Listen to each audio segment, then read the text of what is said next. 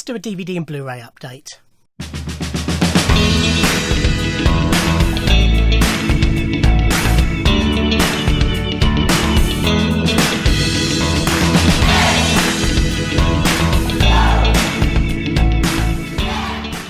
Ahoy hoy everybody, and welcome to an update.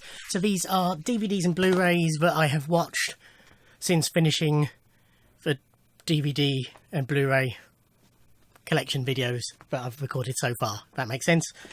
So let's just go through. Basically I'm doing this now because the pile I had of them keeps falling over, so I can file these away now. So first up we have Doctor Who Resolution.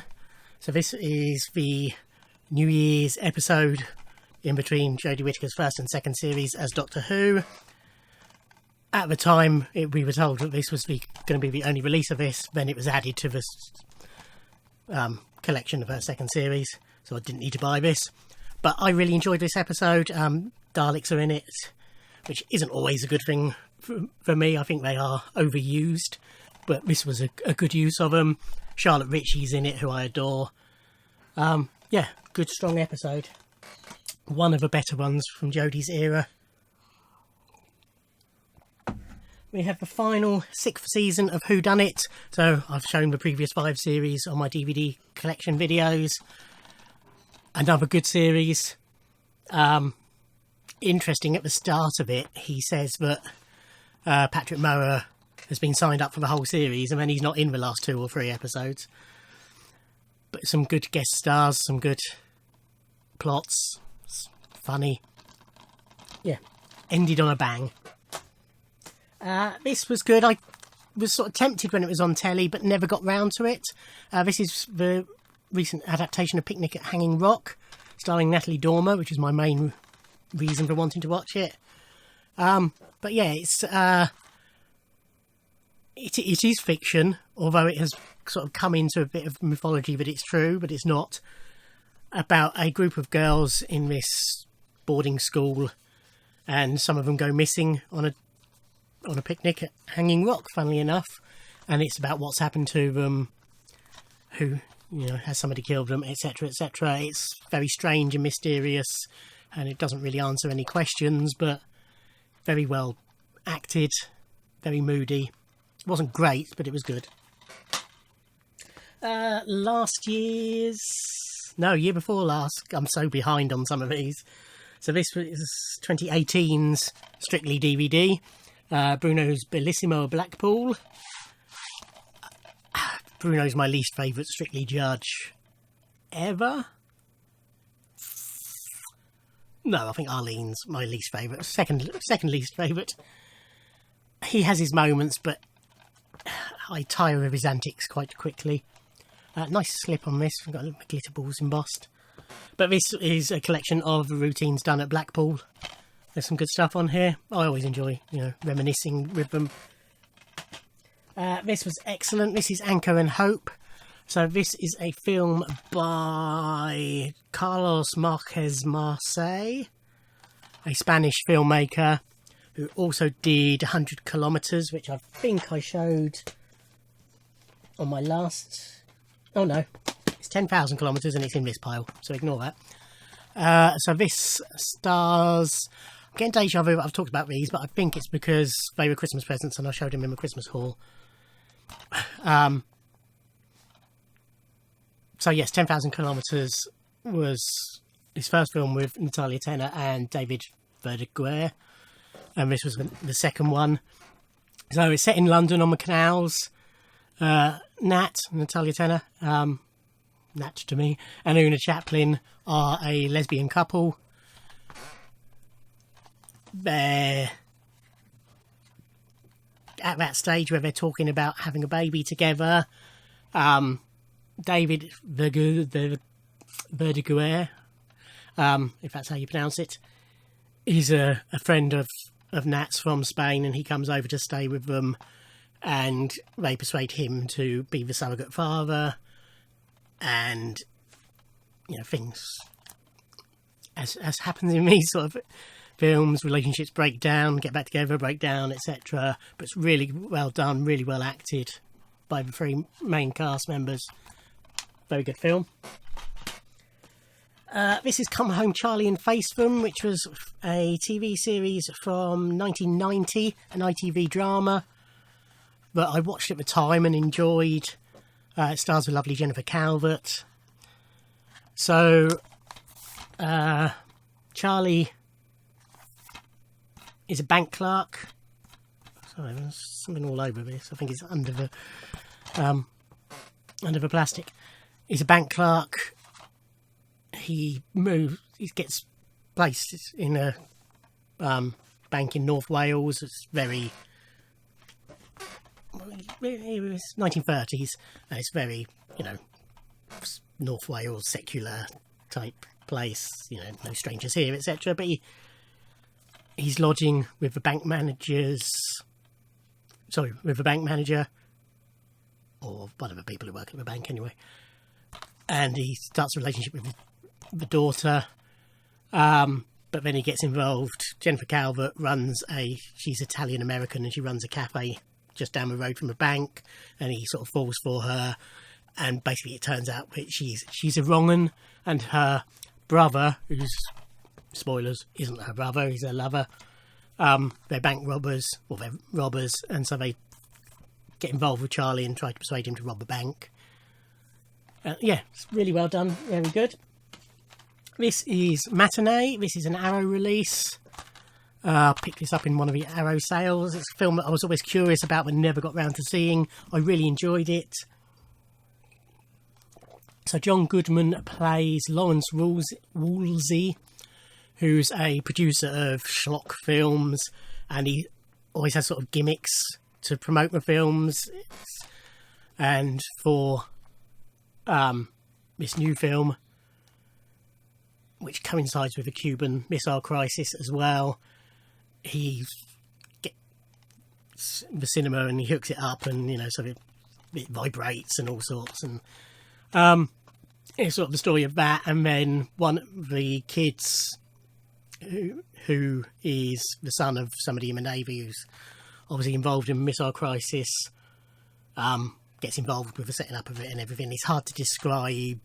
I'm making it sound more complicated than it really is, but it's just a really, really good film. Highly recommend.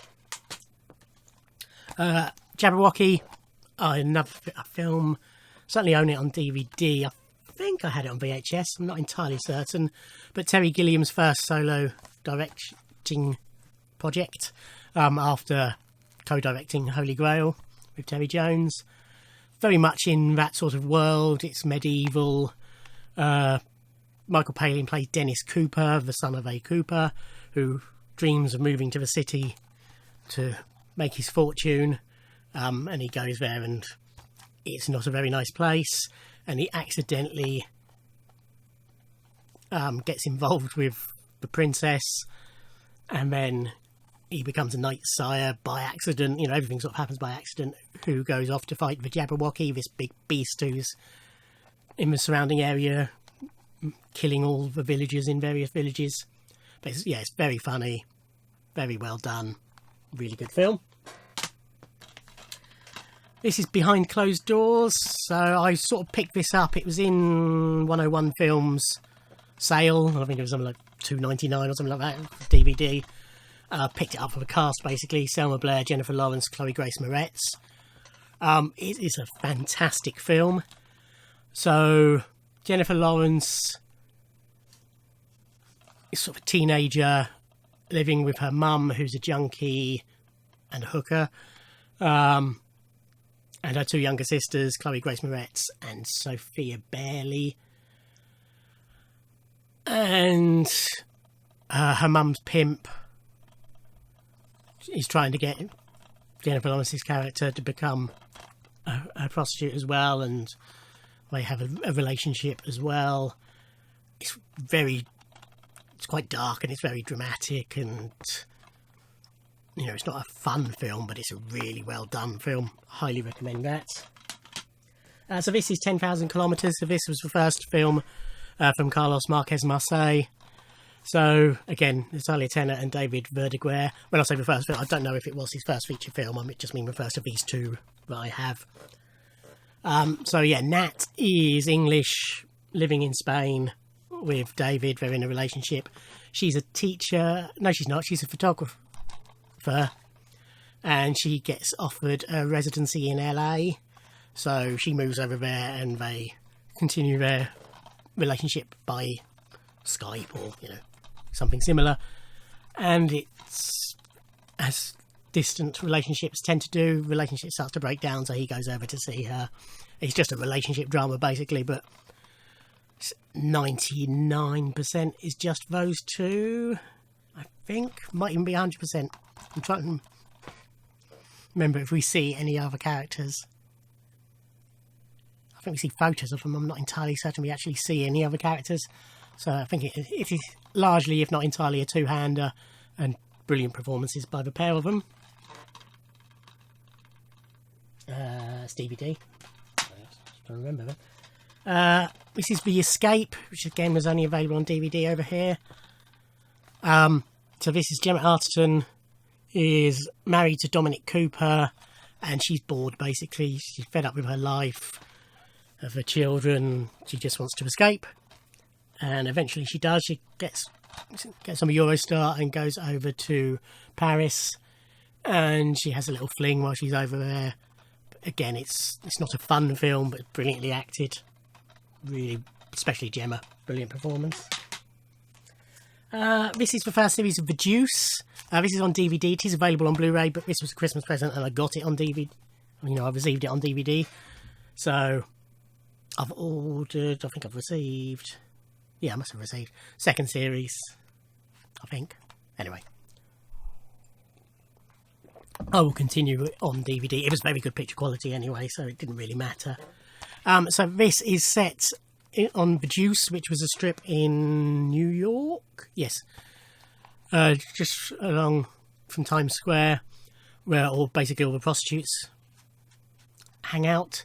And it's the story of those prostitutes and their pimps and the people who run the bars there and the cops. And it's just really well done, and it goes into the burgeoning porn industry. Excellent performances all round, particularly Maggie Gyllenhaal and James Franco. But yeah, I will be watching the rest of that. This is The Magnificent Heathers. So I have this on DVD, but upgraded in an Arrow sale to their Blu-ray release of it. It's not that long ago that I watched this. I mean, all of those are fairly recent watches. But yeah, it's still, having not seen it for probably at least 10 years, still absolutely loved it. Brilliant performances by Winona Ryder and Christian Slater, as well as the rest of the cast. So if you don't know, it's in an American high school. There's three girls who are all called Heather, and they're sort of the queen bees. They run the school. Winona Ryder plays Veronica, who's a friend of theirs and hangs out with them, but she used to be one of the dorky girls, and so she has friends in that sort of section as well. So she just hates her friends, but needs to be with them for popularity's sake. Christian Slater moves to town as JD and gets involved with Veronica, and they accidentally kill one of the Veronicas, but they manage to frame it as suicide, and they carry on doing so. But yeah, excellent film. And finally, we have The Fisher King, another Terry Gilliam. Huge film, Oscar-winning film. This is a Criterion release, as was for Jabberwocky, by the way. Robin Williams and Jeff Bridges. This was a film that sort of never really appealed, so I never bothered watching it, but I sat down and watched it a few weeks back and loved it. So, Jeff Bridges is a radio shock jock, and he accidentally encourages a regular listener and phoner in to go on a killing spree at a yuppie bar. So his career's over, and he descends into alcoholism, and he's running a video store with brain's just gone dead, Mercedes Ruehl, his girlfriend. He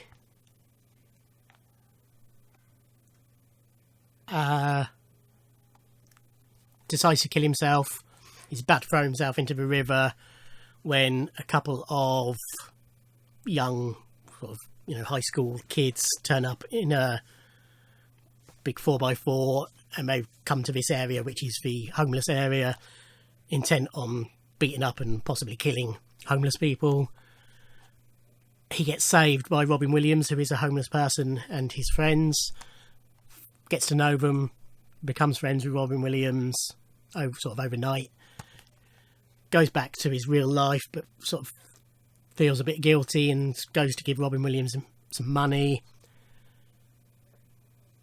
Their friendship sort of develops. Turns out Robin Williams, seems to be a bit mad. He's an ex-professor who saw his fiance, I think it was, or wife, one of the two, killed in a bar. And it turns out, obviously, this is the bar.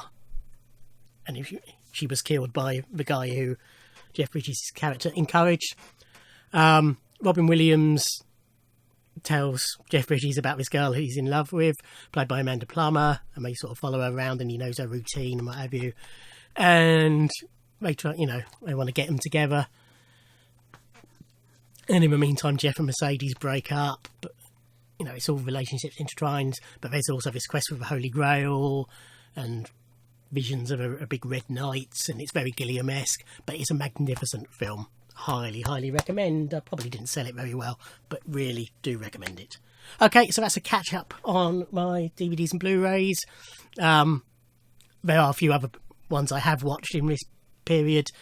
Comedy ones have gone straight on the comedy shelves, ready to show you when I go through my comedy shelves. I've been working my way through the big Disney box set, as I've mentioned a number of times, so when I've finished that, I will do a little video about that box set and the films in it. And I'm working my way through the comedy ones. I'm sort of working my way through box sets.